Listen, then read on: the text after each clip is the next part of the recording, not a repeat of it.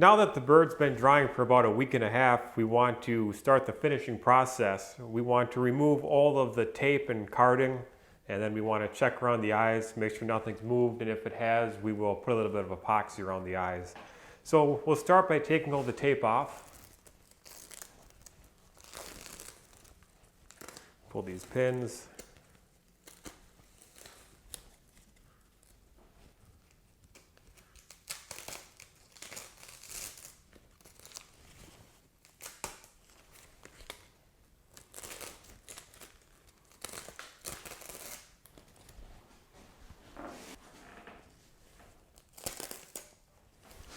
Pull this under wire out.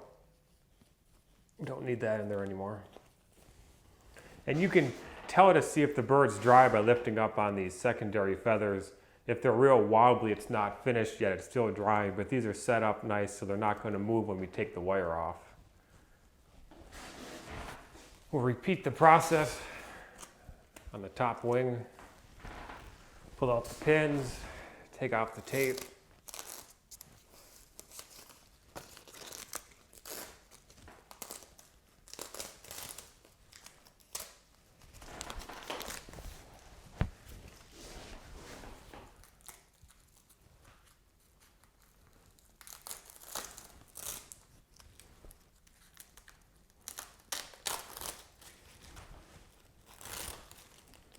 Pull the wire off the back.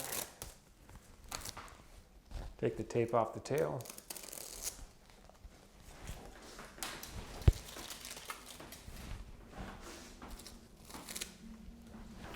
Now that we have all the tape, carding, and wire off of the wings, we want to come through with this little dusting brush and just run it gently over the feathers.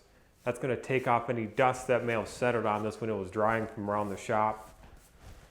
Cleans it up nice, gives the shine back to the bird.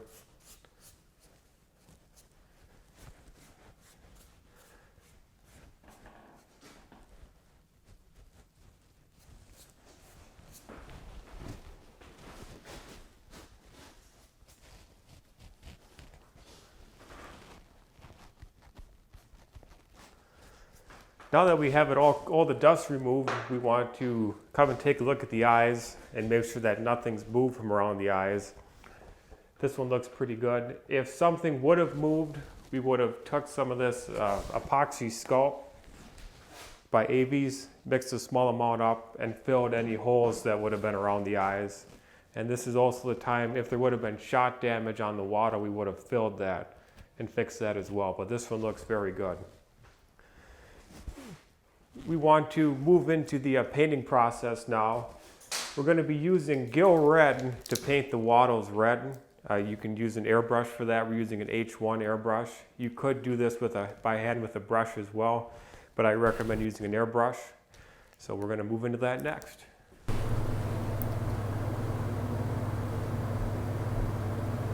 We're going to be painting today using a Pache H1 airbrush with a color jar, using Lifetone lacquer Gill Red.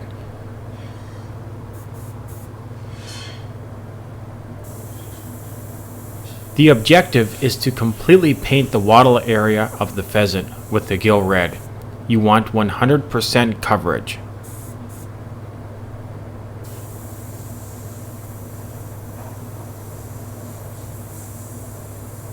As you can see, as the airbrush air hits the wattles, we're separating the feathers, and the red paint is getting on the wattle part. If you do get some overspray on the feathers, you can clean it off with a little bit of lacquer thinner. Also, it's fine if you get overspray on the eye at this time. We will be cleaning that off later with a brush. You can angle it in different lights, and you'll see the areas you missed.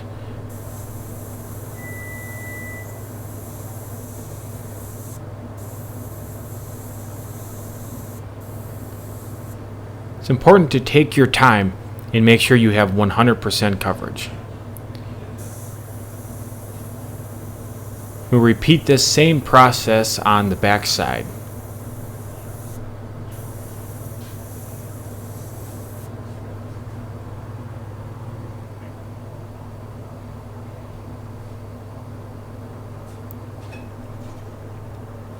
Now we have to clean our red overspray off the eye.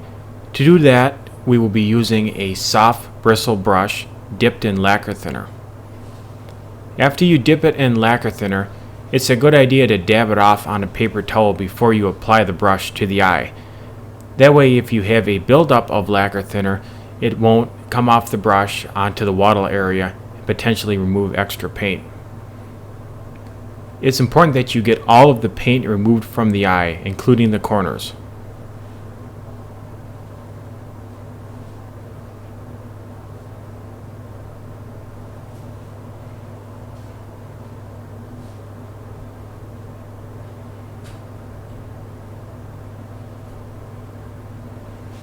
All right, now that we have the pheasant finished painted, we're just going to go over it with our dusting brush one more time, remove any dust or any corncob grit that might be stuck in the feathers yet. It's looking very nice. You want a nice shiny looking bird. You don't want it dusty. It's going to give it a dull look.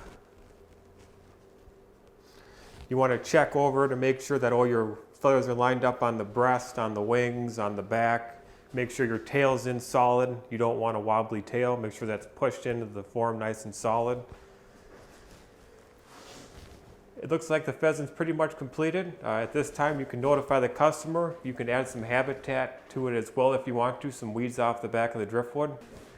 Thank you for taking the course. Be sure to check out all the other content on Taxidermy Insider.